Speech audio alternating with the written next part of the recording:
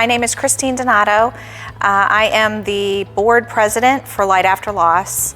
I've been with Light After Loss, I think, since it started. I met Shannon about 5 years ago when my husband and I lost our son to suicide. We sat on the Suicide Prevention Coalition together. A couple of months after that, she asked me to be part, if I would be interested in being part of Light After Loss, and that was a huge yes to that question, and we've been together ever since.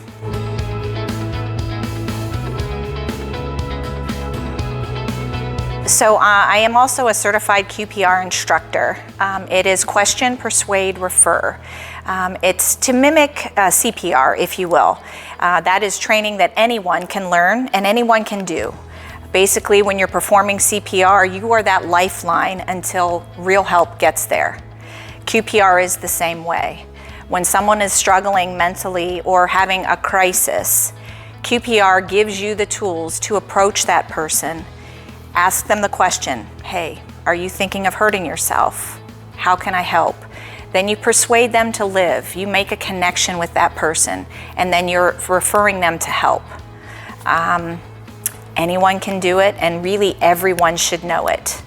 So many times when someone is struggling, crisis mentally, we tend to run away from them. We're not running towards them. We're afraid. We shouldn't be afraid. We need to run to them and help them, much like we would if someone is clenching their chest with CPR. We run to them. Even if we don't know CPR, we're trying something. We need to be that same way with someone struggling mentally. Part of Light After Loss is breaking down that stigma, right, for suicide. Suicide is a bad word. It is a bad word, but we need to break that stigma and talk about suicide and talk about us survivors, lost, left behind. And if we did that, I think there would be many more survivors. But going back to QPR, people aren't signing up for suicide classes. We need to get the message out. I work at a large hospital, and I am going to be doing QPR for all of the employees there. I'm going to be training everybody, which I'm very, very excited about. There's many of us certified in the county, so anybody that's interested in QPR, we do give those sessions free, and they're valuable. It's an hour of your time.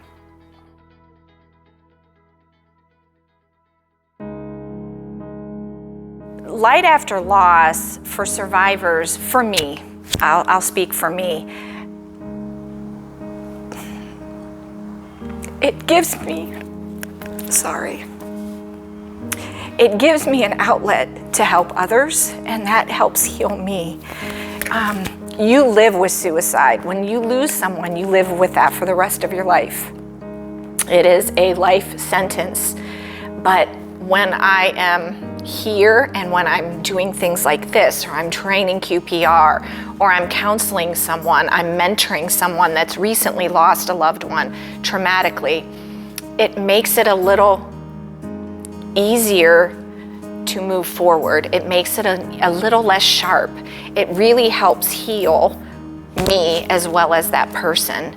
And it gives me that outlet to be able to do that for myself and for anybody that has lost somebody to suicide. I don't know what I would do without Light After Loss, and many of our survivors feel that same way. It's definitely fills a gap in our society. When we lost our son, there weren't people coming to my house with casseroles. People avoided me. They didn't know what to say. It's such a taboo. But here, we're all in that same position, that same boat, and it's sort of a family, and we fill that void for each other. This service is so valuable to our community because unfortunately, we're losing people to suicide every day. It continues. There are thousands of lost survivors every day. new survivors every day. This service it's invaluable to our community.